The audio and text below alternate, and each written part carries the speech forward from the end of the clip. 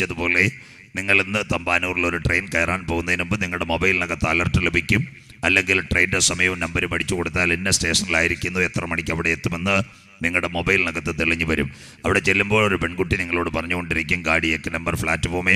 അവിടുത്തെ ചാർട്ട് ലിസ്റ്റിനകത്ത് കാര്യങ്ങൾ ക്രമീകരിക്കുന്ന പോലെ ഇന്നലെ രാത്രി 5 സംഭവങ്ങൾ തൊട്ടുവച്ചാൽ ഞാൻ തിരുവചനത്തിലേക്ക് പ്രവേശിച്ചത്. ഇന്ന് രാത്രി 6 കാര്യങ്ങൾ തൊട്ടുവച്ച് അന്ത്യകാലത്തിൻ്റെ ചുരുളുകൾ തൊട്ടുവച്ച് വീണ്ടും റോമാലേഖനത്തിലേക്കും യഗസ്കേലിലേക്കും സെക്കരിയാവിലേക്കും വെളിപ്പാടിലേക്കും ഇന്ന് രാത്രി മടങ്ങി വരും ദൈവജനം പ്രാർത്ഥനയോടെ. ഒന്നാമത്തെ സംഭവം 2017 ഡിസംബർ മാസം 31-ാം തീയതി മുംബൈ IIT ഒരു പെൺകുട്ടി പ്ലെയിനകത്ത് പറന്ന് സുന്ദരമായിട്ടെത്തി. അവളുടെ പേരാ സോഫിയ. കുഞ്ഞുങ്ങളെല്ലാം സ്കൂളിൽ പഠിക്കുന്നവരെല്ലാം കണ്ടു. മേരാ നാം സോഫിയ, നമസ്തേ ഇന്ത്യ. കമ്പ്യൂട്ടർ സംസാരിക്കുന്നത് നിങ്ങളുടെ മൊബൈലിനകത്തും ടെലിവിഷനകത്തും കണ്ടു. അവൾ അവിടെ വന്നപ്പോൾ ഒരു പെൺകുട്ടി അവളോട് ചോദിച്ചു ഇവിടെ എത്ര പേരിപ്പുണ്ടെന്ന്. ഇവിടുത്തെ സംഘാടകർക്ക് പോലും അറിയത്തില്ല ഈ ഗ്രൗണ്ടിൽ എത്ര പേരുണ്ടെന്ന്. പക്ഷേ സോഫിയ പറഞ്ഞു 3120 people situated in Mumbai IIT now. ഇപ്പോൾ അവൾ കുവൈറ്റിലുണ്ട്. എൻ്റെ പ്രസംഗം കേൾക്കുന്ന ഒരു ചെറുപ്പക്കാരൻ കഴിഞ്ഞ ദിവസം പറഞ്ഞു അവൾ വിളിച്ച ഒരു യോഗത്തിൽ ഞങ്ങൾ പോയി. അപ്പോൾ വേറെ ചെറുപ്പക്കാരൻ ചോദിച്ചു, സോഫിയോട് ചോദിച്ചു നിനക്കെന്താ ആഗ്രഹമെന്ന്. അപ്പോൾ റോബോട്ട് പറഞ്ഞു എനിക്ക് കല്യാണം കഴിക്കാൻ ആഗ്രഹമുണ്ടെന്ന്. എന്തൊരു നല്ല കാലം. അവൾക്ക് അനിയത്തിമാർ ഇവിടെ വന്നു കഴിഞ്ഞു. ചിന്നമ്മയും മറിയാമ്മയുമായി നീര, റാഡ, മിത്ര, സോഫിയെല്ലാം വന്നു കഴിഞ്ഞു. അന്ത്യകാലത്ത് കമ്പ്യൂട്ടർ സംസാരിച്ചു തുടങ്ങി. വിശുദ്ധ വെളിപ്പാട് 13:15 മൃഗത്തിൻ്റെ പ്രതിമ സംസാരിക്കും. മൃഗത്തിൻ്റെ പ്രതിമയെ നമസ്കരിക്കാത്തവരെ കൊല്ലിക്കേണ്ടതിന് മൃഗത്തിൻ്റെ പ്രതിമയ്ക്ക് ആത്മാവിനെ കൊടുപ്പാൻ അവൻ അധികാരം ലഭിച്ചു. മേരാ നാം സോഫിയ, നമസ്തേ ഇന്ത്യ. പുതുക്കുന്നുകാർ കണ്ടു കഴിഞ്ഞു. സോഫിയ റോബർട്ട് വന്നു. രണ്ടാമത്തെ സംഭവം ഇന്ന് രാത്രി നിങ്ങൾ ഇവിടെ ഇരിക്കുമ്പോൾ 2017 ഡിസംബർ മാസം 6-ാം തീയതി അമേരിക്കയുടെ പ്രസിഡന്റായിരിക്കുന്ന ട്രംപ് ജെറുസലേമിനെ ഇസ്രയേലിന്റെ തലസ്ഥാനമാക്കി മാറ്റിക്കഴിഞ്ഞു. ജെറുസലേം ഇസ്രയേലിന്റെ തലസ്ഥാനം. എന്തിനു വേണ്ടി ജെറുസലേമിനെ ഇസ്രയേലിന്റെ തലസ്ഥാനമാക്കി? വരാൻ പോകുന്ന ഒരാലയവും ഒരു 3-ാം ലോക മഹായുദ്ധവും. പറഞ്ഞത് ഞാനല്ല, തിരുവനന്തപുരത്തിൻ്റെ MP ആയ ശശി തരൂർ കഴിഞ്ഞ തെരഞ്ഞെടുപ്പ് വേളയിൽ പാളയത്തൊരു യോഗത്തിൽ പ്രസംഗിച്ചുകൊണ്ട് ഇങ്ങനെ പറഞ്ഞു, ലോകം ശ്രദ്ധിക്കുക, വരാൻ പോകുന്ന 3rd വേൾഡ് വാർ. അങ്ങനെയെങ്കിൽ 3 മതങ്ങളുടെ പുണ്യകേന്ദ്രമായ യഹൂദമതം, ക്രൈസ്തവ മതം, ഇസ്ലാം മതം തീർന്നില്ല. ലോകത്തിൻ്റെ മധ്യപകുതിയായി കിടക്കുന്ന പശ്ചിമേഷ്യയിൽ 5000 വർഷം നാഗരികതയുള്ള ദാവീദിൻ്റെ പട്ടണമായ ജെറുസലേമിന് ഇന്ന് ട്രംപ് തലസ്ഥാനമാക്കിയതിൻ്റെ പിൻപിൽ ഒരു പ്രവചനത്തിൻ്റെ നിവർത്തി ഇവിടെ നടക്കാൻ പോകുന്നു. അതാ സെഖരിയാ പ്രവചനം 12:1-2-3. അന്നാളിൽ ജെറുസലേമിന് ചുറ്റുമുള്ള സകല ജാതികൾക്കും പരിഭ്രമ പാത്രമുള്ളൊരു കല്ലാക്കി വെക്കും. സകല ജാതികളും അതിനെതിരെ വിരോധമായി കൂടി വരും. അതിനെ തുടർന്ന് സകലരും കഠിനമായി മുറിവേൽക്കപ്പെടുമെങ്കിൽ ഇസ്രയേലിൽ ഒരാലയവും അതുപോലെ തന്നെ ഒരു യുദ്ധവും യഹൂദനെ ക്രമീകരിച്ചു വരാൻ പോകുന്നു. ട്രംപ് ജെറുസലേമിനെ ഇസ്രയേലിന്റെ തലസ്ഥാനമാക്കി. നമ്പർ 2. നമ്പർ 3 2018 മെയ് 14 രാത്രി അതിലേക്ക് ചിന്ത വരും. അമേരിക്കൻ പ്രസിഡന്റ് മകളുടെ പേരാ ഇവാഞ്ചലിൻ. പുതുക്കുന്നുകാർ ശ്രദ്ധിക്കുക. അവളെ കെട്ടിയ ചെറുപ്പക്കാരന്റെ പേരാ ജാറേദ് കുഷ്ണർ, ഒരു യഹൂദൻ. അവർ ഇന്നത്തെ അമേരിക്കയുടെ കോൺസുലേറ്റ് എവിടെ ഉദ്ഘാടനം ചെയ്തെന്നറിയാമോ? ടെല്ലവീവിൽ നിന്ന് പറിച്ചു നട്ട് ജെറുസലേമിൽ കോൺസുലേറ്റ് കൊണ്ടുവന്നു. അന്ത്യകാലം.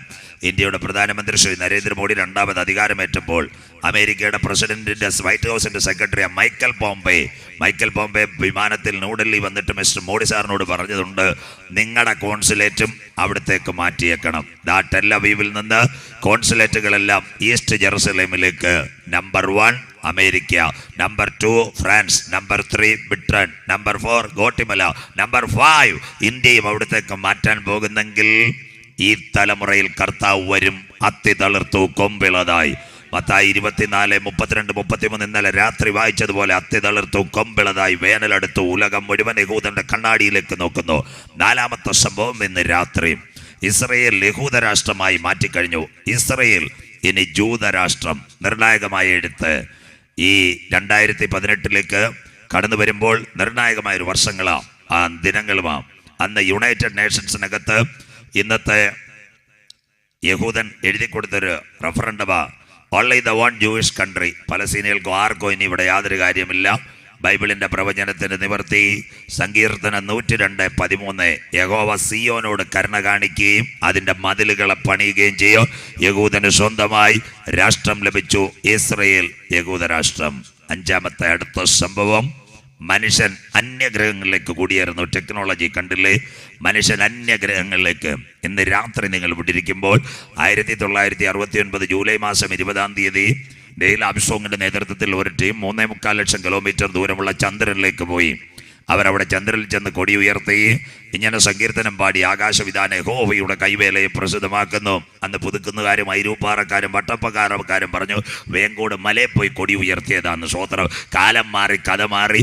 മനുഷ്യൻ പോകാൻ പോകുന്ന ചൊവ്വ 5.25 കോടി കിലോമീറ്റർ കത്തുന്ന ചൊവ്വ, 125 ഡിഗ്രി സെന്റിഗ്രേഡിൽ ചുട്ടുമെടുക്കുന്ന മണലിനകത്ത് മനുഷ്യൻ പോകാൻ പോകുന്നു. കുഞ്ഞുങ്ങൾ പഠിച്ചുകൊണ്ടിരിക്കുന്നു. മാർസ് 1. പാലക്കാടുകാരി ലേഖയും ശ്രദ്ധയും തിരുവനന്തപുരം സ്വദേശി പൂജപ്പുരക്കാരൻ രാകേഷും ഒരു SUV-ക്കകത്ത് പറന്നു പോകാൻ പോകുന്നു. ആ SUV ഇപ്പോൾ പെയിന്റ് അടിച്ചുകൊണ്ടിരിക്കുന്നു. ബൈബിളിൽ ഉണ്ടോ?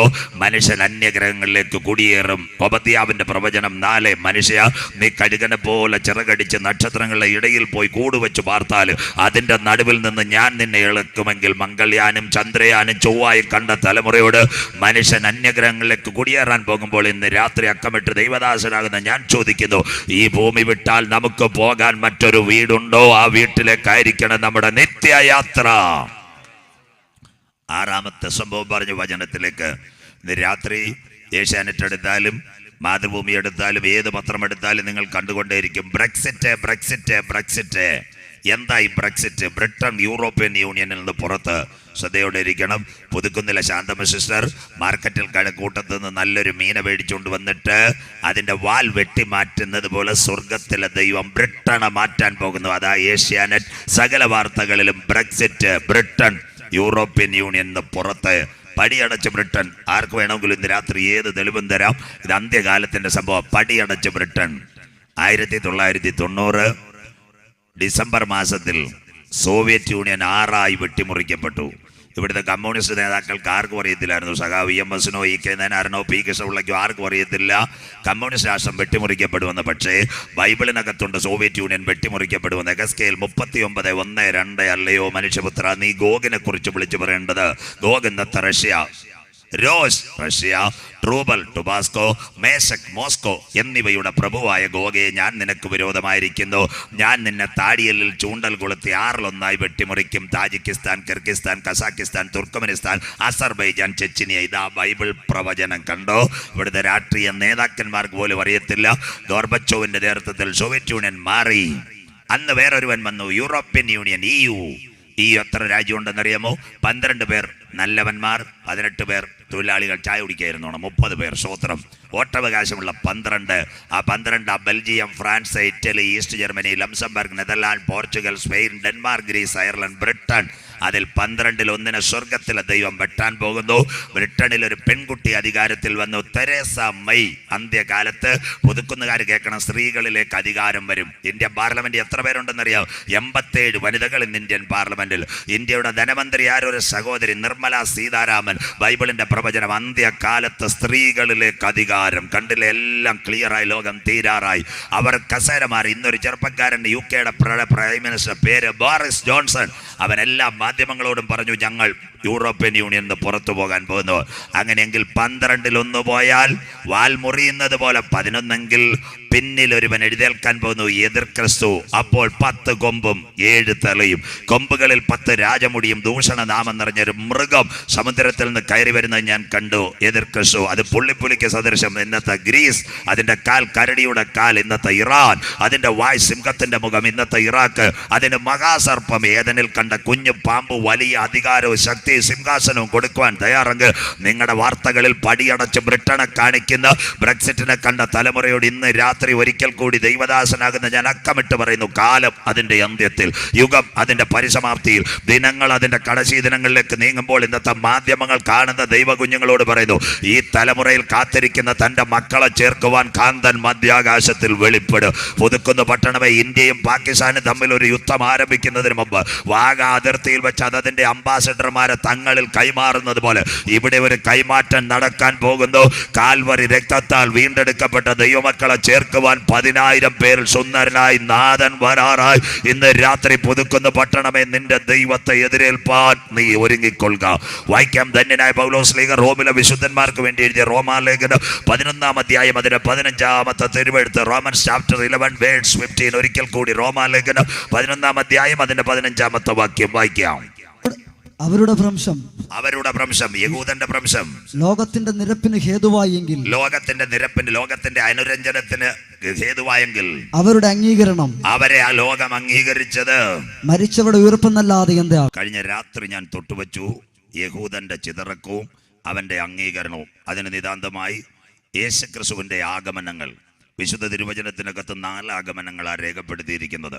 ഒന്നാമത്തെ ആഗമനം പാപികളുടെ രക്ഷയ്ക്ക് വേണ്ടി, പാപത്തിന്റെ പരിഹാരത്തിന് വേണ്ടി കാൽവറിയിലെ മരക്കുരിശിൽ അവൻ പരമയാഗമായി തീർന്നു. ഒന്നാമത്തെ വരവ്. 2, അവൻ കാത്തിരിക്കുന്ന തൻ്റെ മക്കളെ ചേർക്കുവാൻ മധ്യാകാശത്തിൽ വരും. 3, 1000 ആണ്ട് വാഴ്ചയ്ക്ക് വേണ്ടി അവൻ ഈ ഭൂമിയിൽ കാലുകുത്തി ഇവിടെ ഭരണാധികാരിയായി തീരും. തീർന്നില്ല.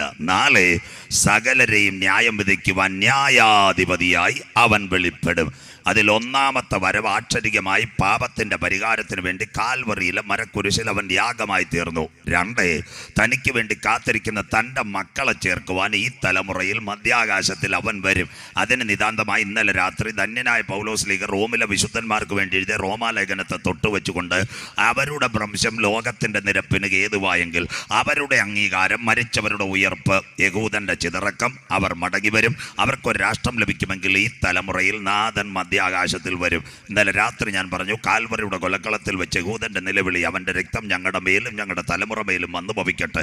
ലോകത്തിന്റെ 7 വൻകരയിൽ കൊച്ചി മട്ടാഞ്ചേരി മുതൽ ആഫ്രിക്കയിലെ നൈജീരിയ വരെ ചിതറിയ പാലും തേനും എടുക്കുന്ന കനാൻ ദേശത്തിനകത്ത് വാർത്ത നിന്നവർ പല്ലയുടെയും പാറ്റയുടെയും ചെരുപ്പിന്റെ വാറും കൊണ്ട് ലോകത്തിന്റെ ചേംബറുകളിനകത്ത് കുത്തേറ്റ് പിടഞ്ഞു വീഴുമ്പോൾ യഹൂദന്റെ നിലവിളിക്ക് വേണ്ടി സ്വർഗം ഒരു 1-ാം ലോകമകായിത്വത്തെ കൊണ്ടുവന്നു. 1867 ഞാൻ പറഞ്ഞല്ലോ, ഫ്രാൻസിൽ നടന്ന കോൺഫറൻസിനകത്ത് തിയോഡർ ഹൻസൻ യഹൂദന്റെ കേണലിനെ അടിച്ചു കൊല്ലുന്നത് കണ്ട് മുറിക്കകത്ത് നിലവിളിച്ച് 30 വർഷം പ്രാർത്ഥിച്ചപ്പോൾ 1897 ഏപ്രിൽ മാസം 17-ാം തീയതി നിർണായകമായ സംഭവം. സിയോൺ സംഘം രൂപീകൃതമായി. അതിന് നിതാന്തമായി 16 പേജുള്ള ബുക്കിലെറ്റിനകത്ത് പ്രാർത്ഥന ആരംഭിച്ചു തുടങ്ങിയപ്പോൾ 1-ാമത്തെ ലോകമകായുത്വം ഇവിടെ വന്നു. 1910 മുതൽ 14 വരെ നീണ്ടുനിന്ന ലോകമകായുത്വത്തിനകത്ത് ആയിരങ്ങൾ മരിക്കുമ്പോൾ 1917 നവംബർ 11 രാത്രി 11 സെക്കൻഡ് ഉള്ളപ്പോൾ ഇസ്രയേലിലെ ശാസ്ത്രജ്ഞനായ ചെയിം വൈസ്മാനോടുള്ള ബന്ധത്തിൽ ബ്രിട്ടൻ ജയിക്കുകയും ജയക്കൂടി പാറിക്കുകയും ചെയ്തു. 1917 നവംബർ മാസം 12-ാം തീയതി ലോക ചരിത്രത്തിൽ ആർതർ ബാൽഫോർഡിന്റെ വിളംബര പ്രകാരം ചിതറിക്കടന്ന യഹൂദന് തുർക്കിയുടെ അധീനതയിൽ നിന്ന് അത്തിച്ചെടി കുഴിച്ചു വെക്കുവാൻ ദൈവം കൃപ ചെയ്തു. ഇന്നലെ രാത്രി അവസാനിപ്പിച്ചു. നിങ്ങൾക്കറിയാം, ഒരു വൃക്ഷമായാൽ പ്രത്യാശയുണ്ട്. സ്തോത്രം. അതിനെ ആരൊക്കെ വെട്ടിയാലും, വേറെ നിലത്ത് കെട്ടുപോയാൽ, കുറ്റി പഴകിയാലും ശരി, പ്രാർത്ഥനയുടെ മഴയാൽ അത് പൊട്ടിക്കിളിർക്കുമെന്ന് യഹൂദന്റെ പൊട്ടിക്കിളിർപ്പിനെ കാണിച്ചുകൊണ്ട് 1-ാമത്തെ പുനരുദ്ധാരണത്തിന് വേണ്ടി അവന്റെ കൂട്ടിച്ചേർപ്പിനെ ഇന്നലെ രാത്രി ഞാൻ അക്കമിട്ട് വരച്ച് കാണിച്ചു. അത്തിച്ചെടി കുഴിച്ചു വെച്ചു. രാഷ്ട്രം കിട്ടിയില്ല. കോളനി വാഴ്ച തീർന്നില്ല. ഇനി ശ്രദ്ധയോടെ ഇരിക്കണം. വീണ്ടും ലോകം 2-ാം ചേരിയിലേക്ക് പോയി.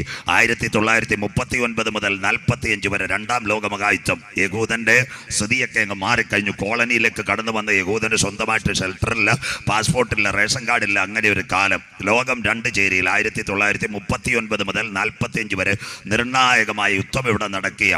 ആ സമയത്ത് ലോകം 2 ചേരിയിൽ. 1 അമേരിക്ക, 2 ജപ്പാൻ. ടെക്നോളജിയുടെ പെരുമഴ ജപ്പാന്റെ കയ്യിലേക്ക് ഇരിക്കുന്നു. ആ സമയത്ത് ശക്തമായ ആക്രമണം നടക്കുമ്പോൾ അമേരിക്കയിലെ ഏറ്റവും വലിയ യൂണിവേഴ്സിറ്റിയാണ് സുന്ദരമായ ചിക്കാഗോ സർവകലാശാല. ചിക്കാഗോ യൂണിവേഴ്സിറ്റിക്കകത്ത് ഒരു ചെറുപ്പക്കാരനെ അമേരിക്കയുടെ ഭരണകർത്താവ്, അന്നത്തെ അമേരിക്കൻ പ്രസിഡന്റ് പേരാ, ജനം ചരിത്രം പഠിക്കണം, ഹാരി എസ് ട്രൂമാൻ. ആറ്റം വിഭജിക്കാൻ വേണ്ടി ഒരു ചെറുപ്പക്കാരനെ അവിടെ റെഡിയാക്കി വെച്ചിരിക്കുക. അവൻ്റെ പേര് മിസ്റ്റർ ടിക്കോ ഫെർമി.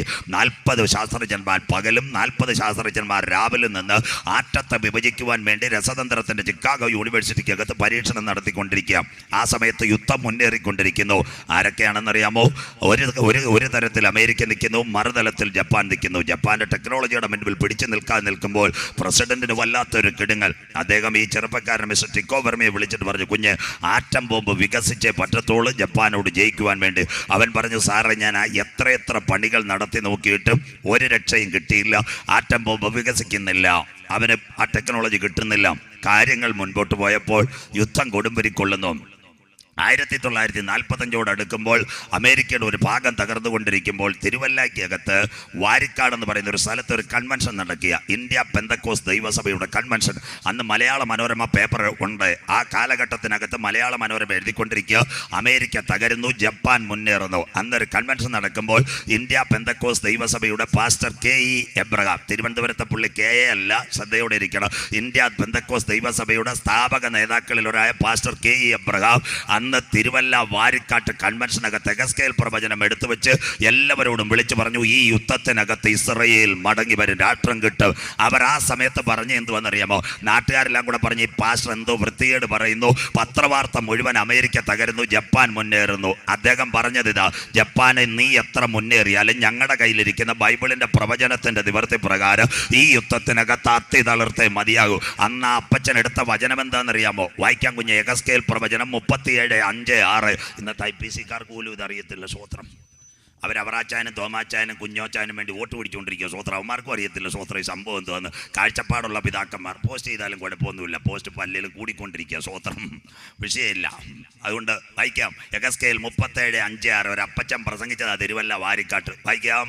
യഹോവയായ കർത്താവ് ആ ഈ അസ്ഥികളോട് ഇപ്രകാരം അരുളി ചെയ്യുന്നു. തകർന്നു പോയ അസ്ഥികളോട് താഴ്വരയിലേക്ക് പ്രവാചകനെ ആത്മാവിൽ കൂട്ടിക്കൊണ്ടുപോയിട്ട് കാണിക്കുക. ഈ അസ്ഥികളോട് ഇപ്രകാരം അരുളി ചെയ്യുന്നു, നിങ്ങൾ ജീവിക്കേണ്ടതിന് ഞാൻ നിങ്ങളിൽ ശ്വാസം വരുത്തും. ഇസ്രയേലിൽ ശ്വാസം വരുത്തും. അടുത്തത്, ഞാൻ നിങ്ങളുടെ മേൽ ഞരമ്പ് വെച്ചു, ഞാൻ നിങ്ങളുടെ മേൽ ഞരമ്പ് വെച്ച് മാംസം പിടിപ്പിച്ച് നിങ്ങളെ തൊക്കുകൊണ്ട് പൊതിഞ്ഞു, നിങ്ങളെ കവർ ചെയ്ത് തൊക്കുകൊണ്ട് പൊതിഞ്ഞ് നിങ്ങൾ ജീവിക്കേണ്ടതിന് നിങ്ങളിൽ ശ്വാസം വരുത്തും, നിങ്ങളിൽ ഇസ്രയേലിനെ മടക്കി വരുത്തും. ഇതാ ഒരു അപ്പച്ചൻ അന്നത്തെ കാലത്ത് പ്രവചനം പ്രസംഗിച്ചത്. അപ്പച്ചൻ രാത്രി പോയി അവിടുത്തെ VIP-കളെല്ലാം കൂടെ രാവിലെ കുമ്പനാട്ട് ജീപ്പ് എടുത്തുകൊണ്ട് പോയിട്ട് പറഞ്ഞു, അപ്പച്ച വൃത്തികേട് പറയരുത്, ഇന്നും പത്രത്തിൽ വാർത്ത, അമേരിക്ക തകർന്നുകൊണ്ടിരിക്കുന്നു, ജപ്പാൻ മുന്നേറുന്നു.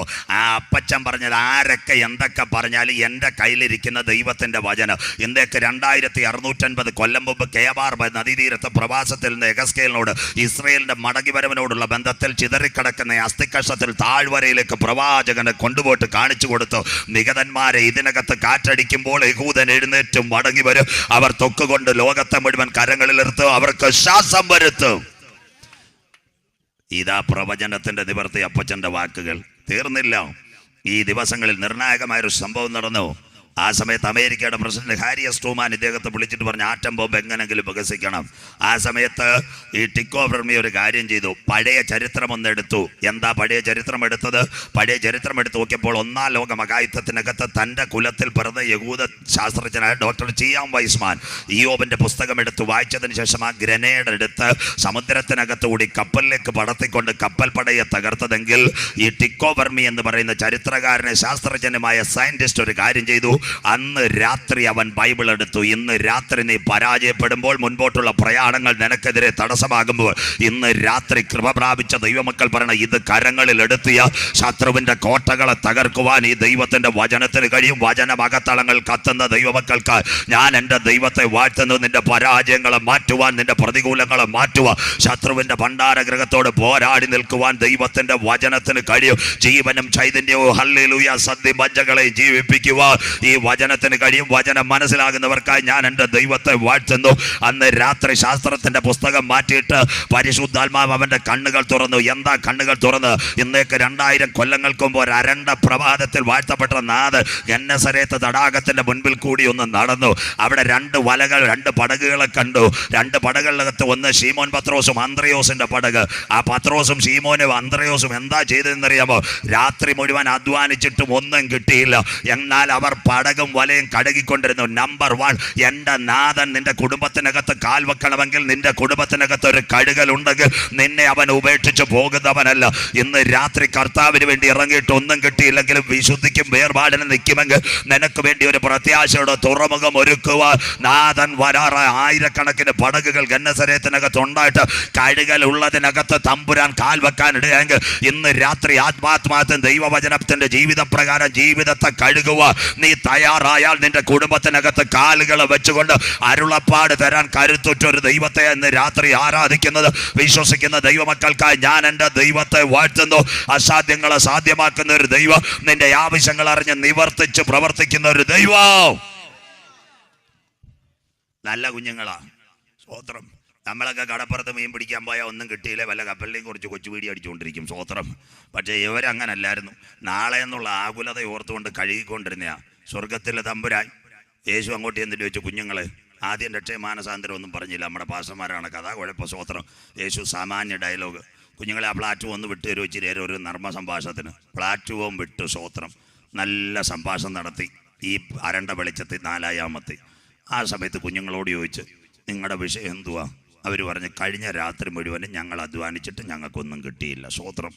അവർ പറഞ്ഞു ഞങ്ങളുടെ പ്രശ്നം ഇതേ ഉള്ളൂ. സ്വർഗത്തിലെ ദൈവം പറഞ്ഞു കുഴപ്പമില്ല, ആഴത്തിലേക്ക് നീക്കി വലയിറക്കുവാൻ. സ്തോത്രം. 1-ാം യാമം 6 മുതൽ 9 വരെ ഒന്നും തടഞ്ഞില്ല. 9 മുതൽ 12 2-ാം യാമം, 12 മുതൽ 3 വരെ 3-ാം യാമം, 3 മുതൽ 6 വരെ 4-ാം യാമം മത്സ്യത്തൊഴിലാളികൾ വലകൾ വലിച്ചു കയറ്റുന്ന സമയമാണ്. പക്ഷേ ഇവൻ സാധാരണ പുള്ളിയല്ല. നമ്മളെപ്പോലുള്ള ആൾക്കാരാന്ന് പറയാം എത്രയോ പാസ്റ്റർമാരെ പ്രസംഗം കേട്ട് എത്ര കരിസ്മ കണ്ടിരിക്കുന്നു, ഒന്നും നടക്കത്തില്ലെന്ന്. സ്തോത്രം.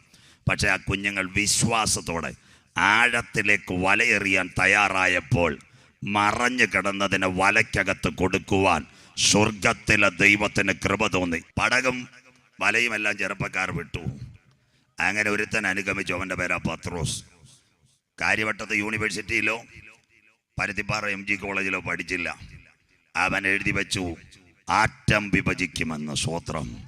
ആ വാക്യം ആരുടെ അകത്തളങ്ങളിലെത്തി? ഹെൻറിക്കോ ഫെർമിയുടെ അകത്തേക്കെത്തി. അവൻ അന്ന് രാത്രി വായിച്ചതാ പത്രോസ് ശ്ലീഹയുടെ ലേഖനം. വായിക്കാം. 2 പത്രോസ് 3-ാം അധ്യായം 10-ാമത്തെ തിരുവെഴുത്ത്. 2 Peter chapter 3 verse 10. 2 പത്രോസ് 3:10 വായിക്കാം മോനെ. കർത്താവിന്റെ ദിവസമോ കള്ളനെ പോലെ വരും. അന്ന് ആകാശം കൊടുമുഴക്കത്തോടെ ഒഴിഞ്ഞു പോകും. അടുത്തത് മൂലപദാർത്ഥങ്ങൾ കത്തിയൊഴുകയും. മൂലപദാർത്ഥം ഒരു പദാർത്ഥത്തിന്റെ ഏറ്റവും ചെറിയ കണിക. ആറ്റത്തിന്റെ 3 കണ്ടൻസ്, പ്രോട്ടോൺ, ന്യൂട്രോൺ, ഇലക്ട്രോൺ. ഇത് കത്തിയൊഴുകയും. അടുത്തത് ഭൂമിയും അതിലുള്ള പണികൾ വെന്തുപോകുകയും ചെയ്യും. ആറ്റം പൊട്ടി ഭൂമിയിലെ പണികൾ വെന്തുപോകും. അന്ന് രാത്രി അവന്റെ അകത്തളം കത്തി. വീട്ടിനകത്ത് നിന്ന് എടുത്തിയാടി. ടിക്കോ ഫെർമി എവിടത്തേക്ക് വന്നെന്നറിയാമോ? പരീക്ഷണശാലയിലേക്ക് വന്നു. 80 സയന്റിസ്റ്റുകളെയും കൂട്ടിയിട്ട് പറഞ്ഞു, ദാ ഈ ബൈബിളിനകത്ത് ഒരു കാര്യം എഴുതിയിരിക്കുന്നു, ആറ്റത്തിന്റെ ചെറിയ ഘടകമായ മൂലപദാർത്ഥം ആറ്റം കത്തുമെന്ന്. അദ്ദേഹം അതുവരെ ചെയ്ത സയന്റിസ്റ്റ് ഫോർമുല മുഴുവൻ മാറ്റി. ചെയ്തത് എന്താണെന്നറിയാമോ? പ്രോട്ടോണിനെയും ന്യൂട്രോണിനെയും വേർതിരിച്ചു. ഇലക്ട്രോണിനെ മാറ്റി വെച്ചിട്ട് ഈ ചിക്കാഗോയിലെ സർവകലാശാലയ്ക്കകത്ത് ഒരു കാര്യം ചെയ്തു. ഇലക്ട്രിക് സപ്ലൈ പ്രോട്ടോണിലും ന്യൂട്രോണിലും കടത്തിവിട്ടു. എന്താ സംഭവിച്ചതെന്നറിയാമോ? ആ ചിക്കാഗോ സർവകലാശാല പൊട്ടിത്തെറിച്ചു. ഇലക്ട്രിക് സപ്ലൈയിൽ 40 ശാസ്ത്രജ്ഞന്മാർ 40 പേരുടെ ശരീരത്തിനകത്ത് തീ പിടിച്ചു മരിച്ചു. 40 പേരുടെ കോട്ടിനകത്ത് തീ കത്തുമ്പോൾ ആംബുലൻസുകൾ ചിക്കാഗോ യൂണിവേഴ്സിറ്റിക്കകത്ത് വരുമ്പോൾ ഈ ശാസ്ത്രജ്ഞനായ ടിക്കോ ഫെർമി ബൈബിൾ എടുത്തിട്ട് വിളിച്ചു പറഞ്ഞു, ശാസ്ത്രം തോറ്റു, ബൈബിൾ ജയിച്ചു. ഇന്ന് രാത്രി ഞാൻ എത്ര രസതന്ത്രം പഠിച്ചിട്ട് പോലും വിഭജിക്കാൻ പറ്റാത്ത ആറ്റത്തെ വിഭജിക്കുവാൻ ഈ കറുത്ത പുസ്തകത്തിന് കഴിഞ്ഞു. ആദ്യത്തെ ആറ്റം ബോംബുണ്ടാക്കി. ഇന്ന് രാത്രി പുതുക്കുന്ന പ്രസംഗിക്കുന്നവൻ മാറും, പ്രവാചകൻ വീഴുപോകും, ഉപദേശി പട്ടുപോകും. എന്നാൽ ഈ കറുത്ത പുസ്തകത്തിന്റെ വള്ളിക്കോ പുള്ളിക്കോ യാതൊരു മാറ്റവും ഇല്ല. ഇത് വായിക്കുന്നവൻ അനുഗ്രഹിക്കപ്പെട്ടവൻ, ഇത് വായിച്ച് കേൾപ്പിക്കുന്നവൻ അനുഗ്രഹിക്കപ്പെട്ടവൻ, ഇത് ഉയർത്തിയവന്റെ തലമുറ അനുഗ്രഹിക്കപ്പെടും, ഇത് ചുമന്നവന്റെ കുടുംബം അനുഗ്രഹിക്കപ്പെടും. ഇന്ന് രാത്രി ഇത് കരങ്ങളിൽ പിടിക്കുവാൻ കൃപ ലഭിച്ച ദൈവമക്കൾക്കായി ഞാൻ എൻ്റെ ദൈവത്തെ വാഴ്ത്തുന്നു. ഉലകത്തിന്റെ സകല സംഗീതകൾ അക്കമിട്ട് രേഖപ്പെടുത്തിയ തിരുവെഴുത്തായി ഇന്ന് രാത്രി നിങ്ങളുടെ കരങ്ങളിൽ ഇരിക്കുന്നത് വിശ്വസിക്കുന്ന കുഞ്ഞുങ്ങൾക്കായി ഞാൻ ദൈവത്തെ വാഴ്ത്തുന്നു. ആറ്റത്തെ കണ്ടന്റാക്കി ആറ്റം ബോംബിനെ ഡിസൈൻ ചെയ്തു. 1945 ഓഗസ്റ്റ് മാസം 6. ശ്രദ്ധയോടെ ഇരിക്കണം. അന്നൊരു നിർണായകമായ സംഭവം നടന്നു. രാവിലെ ജപ്പാന്റെ പട്ടണങ്ങളിലൊന്നായ ഹിരോഷിമ ഒരു വിമാനം പറന്നു കയറി. അതിന്റെ പേരാ യനാഗുള. അതിനകത്തൊരു ബോംബുണ്ട്, യുറേനിയം ബോംബ്, ലിറ്റിൽ ബോയ്. രാവിലെ 9 മണിക്ക് വിമാനം ഹിരോഷിമയുടെ പട്ടണത്തിനകത്ത്. ആകാശത്തിനകത്ത് മഴവിൽ വിരിയുന്നത് പോലെ ജനം മുകളിലെ നോക്കി. ചില നിമിഷങ്ങൾ കഴിഞ്ഞപ്പോൾ സംഭവിച്ചത് ഉലകം അറിയണം. എന്താ സംഭവിച്ചതെന്നറിയാമോ? 2 ചിറകുകളിൽ നിന്ന് ഏകദേശം 1000കണക്കിന് വലിപ്പമുള്ള യുറേനിയത്തിന്റെ സുന്ദരമായ ലിറ്റിൽ ബോയ് എന്ന് പറയുന്ന ബോംബ് യനാഗുളയിൽ നിന്ന് വലിച്ചെറിയപ്പെട്ടു. താഴെ നടന്നുപോയ മനുഷ്യന്റെ ശരീരത്തിനകത്തേക്ക് റേഡിയേഷൻ ഏറ്റു വീണു. 80,000 പേർ പ്രഭാതത്തിൽ ഗുഡ് ബൈ പറഞ്ഞു. ജപ്പാൻ ഹിരോഷിമ ദുരന്തം കേൾക്കണം. അതിനുശേഷം സമുദ്രത്തിലെ വെള്ളം 400 ഡിഗ്രി സെന്റിഗ്രേഡിൽ തിളച്ചു. ജീവൻ കിട്ടാൻ വേണ്ടി ജനം ആ വെള്ളത്തിലേക്ക് ചാടി. പച്ച മനുഷ്യന്റെ കണ്ണുകൾ താഴേക്ക് ഊർന്നു വീണു. കാലുകൾ ചൂടുകൊണ്ട് പൊട്ടിത്തെറിച്ചു. ശരീരത്തിലെ അസ്ഥികൾ വരെ പൊട്ടിത്തെറിച്ചു. 80,000 പേർ ഒറ്റ ഒറ്റ പ്രഭാതത്തിൽ ഗുഡ് ബൈ. 1945 ഓഗസ്റ്റ് 6 ഹിരോഷിമ ദിനം. തീർന്നില്ല. രണ്ടാം ദിവസം വീണ്ടും 1945 ഓഗസ്റ്റ് മാസം 8-ാം തീയതി നാഗസാക്കി പറന്നുയർന്നു രണ്ടാമത്തെ വിമാനം. അതിന്റെ പേരാ ബോക്സ് കാർ വിമാനത്തിനകത്തിരുന്ന ഫാറ്റ്മാൻ പ്ലൂട്ടോണിയം ബോംബ് 2 ചിറകിനകത്ത്. ഒരു പ്രഭാതത്തിൽ 9 മണിക്ക് ഇന്ത്യൻ സമയം കുഞ്ഞുങ്ങൾ കുടയുമായി സ്കൂളിലേക്ക് അമ്മമാർ കൊടുത്ത ചോറ്റുപാത്രവുമായി പോകുമ്പോൾ ആകാശത്തിനകത്ത് വിമാനത്തിന്റെ ഹുങ്കാരം. രണ്ടാമത്തെ വിമാനം വീണ്ടും വലിച്ചെറിഞ്ഞു. ആ ബോംബിന്റെ പേരാ ഫാറ്റ്മാൻ പ്ലൂട്ടോണിയം ബോംബ്. 70,000 പേർ 2 ദിവസം കൊണ്ട് ഗുഡ് ബൈ പറഞ്ഞു. ടോട്ടൽ 1.5 ലക്ഷം പേർ മരിച്ചു. ജപ്പാൻ അമേരിക്കയോട് പറഞ്ഞു, ഞങ്ങൾക്കിനി യുദ്ധം ആവശ്യമില്ല. ഞങ്ങളുടെ 1.5 ലക്ഷം പേർ മാറ്റപ്പെട്ടു. ഞങ്ങൾ യുദ്ധത്തിൽ പരാജയപ്പെട്ടു. ജപ്പാൻ കൊടി താഴ്ത്തി കെട്ടിയപ്പോൾ അമേരിക്ക കൊടി ഉയർത്തി. അമേരിക്കയുടെ പ്രസിഡന്റ് ആയിരിക്കുന്ന ഹാരി എസ് ട്രൂമാൻ എന്തോ പറഞ്ഞെന്നറിയാമോ? ആരാ ഈ യുദ്ധം വിജയിപ്പിച്ചത്? യഹൂദ ശാസ്ത്രജ്ഞനായ ടിക്കോ ബെർമി. അന്നത്തെ അമേരിക്കയുടെ പ്രസിഡൻഷ്യൽ കൊട്ടാരത്തിലേക്ക് ടിക്കോ ബെർമി ഹാരി എസ് ട്രൂമാൻ വിളിച്ചു. ഹാരി എസ് ട്രൂമാൻ പറഞ്ഞു, അല്ലയോ ടിക്കോ ബെർമി, നീ ഒറ്റ ഒരുത്തൻ വിചാരിച്ചത് കൊണ്ട് ഇത്രയും ആറ്റം ബോംബ് ഉണ്ടാക്കിയത് കൊണ്ട് ജപ്പാന് മിനിറ്റ് കൊണ്ട് തകർന്നിട്ട് നമ്മൾ യുദ്ധത്തിൽ ജയിക്കുവാനിടയായി. 5.5 കോടി പേർ ലോകത്തിന്റെ വിവിധ ഭാഗങ്ങൾ മരിച്ചെങ്കിലും വിജയം അമേരിക്കയ്ക്ക്. ഹാരി എസ് ട്രൂമാനോട് ചോദിച്ചു, നിങ്ങൾക്ക് എന്ത് വേണം മറുപടി? ഹാരി എസ് ട്രൂമാൻ പറഞ്ഞു, അല്ലയോ പ്രസിഡന്റ്, ഞങ്ങളുടെ പിതാക്കന്മാർ നടന്ന ദേശത്ത് ഞങ്ങൾക്കിന്ന് പാസ്പോർട്ടില്ല, ടിക്കറ്റില്ല, റേഷൻ കാർഡില്ല. ഞങ്ങൾക്കൊന്ന് മടങ്ങി വരണം. 1945 5.5 കോടി പേർ മരിച്ചപ്പോൾ 1948 ഏപ്രിൽ മാസം 14-ാം തീയതി ആകാശത്തിൽ ഒരു രക്തചന്ദ്രനെ കണ്ടെങ്കിൽ 1948 മെയ് 14-ാം തീയതി 6 കാലുള്ള വെള്ള പതാകയെ പുതപ്പിച്ചുകൊണ്ട് ഡേവിഡ് ബെൻഗൂറിയോൻ പിതാക്കന്മാർ യാക്കോബ് കാൽച്ചവട്ടിയ ഗോലാൻ കുന്നുകളിൽ വിളിച്ചു പറഞ്ഞു, ഞങ്ങൾ മടങ്ങി വന്നു, ആത്തി തളിർത്തു. ഇന്ന് രാത്രി ഗുരു അതെപ്പോൾ സംഭവിക്കും? നിന്റെ വരവിന്, ലോകത്തിന്റെ അവസാനത്തിന് മടയാള്. ആത്തിയെ നോക്കി ഒരു ഉപമ പഠിപ്പീൻ. അതിന്റെ കൊമ്പിളതായി ഇല തളിർക്കുമ്പോൾ വേനലെടുത്തെങ്കിൽ 1948 മെയ് മാസം 14-ാം തീയതി ഒട്ടോമൻ സാമ്രാജ്യം തുർക്കിയിൽ നിന്ന് ഒരു വെടി പോലും വെക്കാതെ 20,720 കിലോമീറ്റർ യഹൂദന് വേണ്ടി പതിച്ചു കൊടുത്ത തലമുറയോട് ഇന്ന് രാത്രി ഞാൻ അക്കമിട്ട് പറയുന്നു, അവരുടെ ഭ്രംശ് ലോകത്തിന്റെ നിരപ്പിന് ഹേതുവായെങ്കിൽ അവരുടെ അംഗീകാരം മരിച്ചവർ ഈ തലമുറയിൽ ഉയർക്കപ്പെടുവാൻ കാലമായി. ഇന്ന് രാത്രി പുതുക്കുന്ന കാലം സമീപമായി. ദൈവരാജ്യം സമീപിച്ചു. ഇന്നും രാത്രി മാനസാന്തരപ്പെട്ട് സുവിശേഷത്തിലേക്ക് മടങ്ങി വാ. ഞങ്ങൾ പ്രസംഗിക്കുന്ന നാഥൻ വരാറായി. ചൂളമടികൾ തുടങ്ങിക്കഴിഞ്ഞു. സ്വർഗീയ നാഥന്റെ വരവ് ഈ തലമുറയ്ക്ക് ഇന്ന് രാത്രി നീ ഒരുങ്ങിയിട്ടുണ്ടോ? അന്ന് തുർക്കിയിൽ നിന്ന് മേടിച്ചു കൊടുത്ത 20,720 കിലോമീറ്റർ ഇസ്രായേൽ, കൊല്ലം, തിരുവനന്തപുരം, ആലപ്പുഴയുടെ പകുതി. അടുത്ത ഒരുത്തൻ കിട്ടി 6,750 കിലോമീറ്റർ ജോർദാൻ. അടുത്ത 650 ചതുരശ്ര കിലോമീറ്റർ ഒഴിച്ചിട്ടിരുന്നു. അതിൻ്റെ പേരാ ഈസ്റ്റ് ജെറുസലേം. ആ ജെറുസലേം ട്രംപ് തലസ്ഥാനമാക്കി. അതിലേക്ക് വെളിപ്പാടിലേക്ക് ഞാൻ കടക്കുന്നതിന് മുമ്പ് കുഞ്ഞുങ്ങളെ, അമേരിക്കക്കാരൻ പോലും പ്രതീക്ഷിച്ചില്ല അവൻ ഇത്ര അനുകൂലമായി കിട്ടുമെന്ന്. 48 മെയ് 14. ഇനി ആൾക്കാർ നോക്കണം.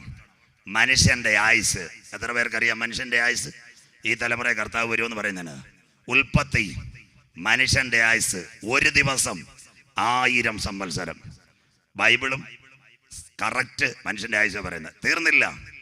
ഉൽപ്പത്തി 6 വന്നപ്പോൾ 1000 ദൈവം എന്താക്കി? 120. സങ്കീർത്തനം 39 വന്നപ്പോൾ എത്രയാക്കി? എൻ പ്രയാണകാലം 4 വിരൽ നീളം, ആയതിൻ പ്രതാപം കഷ്ടത മാത്രം ഞാൻ പറന്ന് പ്രിയനോട്. സങ്കീർത്തനം 90 ആരെങ്കിലും വീട്ടിൽ വായിക്കുമോ? വായിക്കത്തില്ല. ഇതേതാ സങ്കീർത്തനം? അഹരോന്റെ മരണം കണ്ടപ്പോൾ മോശ എഴുതിയതാ ഈ സങ്കീർത്തനം. ഞങ്ങളെപ്പോലുള്ള ഭാഷമാർ ഇത്രയും വായിക്കും. അനാദിയായും ശാശ്വതമായും നീ ഞങ്ങളുടെ ദൈവം, മർത്യനെ പൊടിയിലേക്ക് മടക്കി ചേരുമാറാക്കുന്ന ദൈവം, മനുഷ്യപുത്രന്മാരെ തിരികെ വരുവാൻ. അവിടെ കൊണ്ട് പാസ്റ്റർ നിർത്തും. പിന്നെ അമ്മാമ്മയ്ക്ക് കൊടുക്കും സ്വോത്രം. താഴെ വേറെ ഉണ്ട്. ഞങ്ങളുടെ ആയുഷ്കാലം 70, ഏറെയായാലും 80. പോന്നെ അവൾ പോട്ട്, ഞാൻ വേറെ കല്യാണം കഴിച്ചോളാം സ്വോത്രം. അതുകൊണ്ട് ഒറ്റ പാസ്റ്റർമാർ ഇത് വായിക്കത്തില്ല, ഞാനടക്കം സ്വോത്രം. ഇന്ന് ഒരു മരണ വീട്ടിൽ പോയി ഞാൻ കാര്യങ്ങൾ ക്രമീകരിച്ചു വന്നേ സ്വോത്രം. എങ്കിൽ 48 70 കൊണ്ട് കൂട്ടിയാൽ 2018 മെയ് 14. വല്ലവർക്കും വചനം അറിയാമോ? 48 മെയ് 14 അത്തി തളിർത്തത്. 70 2018 മെയ് 14. അതുകൊണ്ടാണ് ഇത്രയും ആക്കുറേറ്റായിട്ട് ഇന്ന് രാത്രി ഞാൻ അതിലേക്ക് പ്രസംഗിക്കുന്നത്. 48 70 കൊണ്ട് കൂട്ടിയാൽ 2018 മെയ് 14 മനുഷ്യന്റെ ആയുസ് 70. തീർന്നില്ല, ഒരു 10 കൂടെ കൂട്ടാം, 80. 2028 സഖാ വി എസ് എത്രയായി? 96. പിണറായി പോയാലും കോടിയേരി പോയാലും പുള്ളി സെഞ്ചുറിയിലേക്ക് പോകും. 100. സ്വോത്രം. തീർന്നില്ല. അടുത്ത ശ്രീ ഗൗരിയമ്മ 100 കഴിഞ്ഞിരിക്കുന്നു. സ്വോത്രം. തീർന്നില്ല. മാർത്തോമാ സഭയിലെ ഇന്നത്തെ മെത്രാപ്പോലിത്ത സെഞ്ചുറി അടിച്ചു കയറി കഴിഞ്ഞിരിക്കുന്നു. സ്വോത്രം.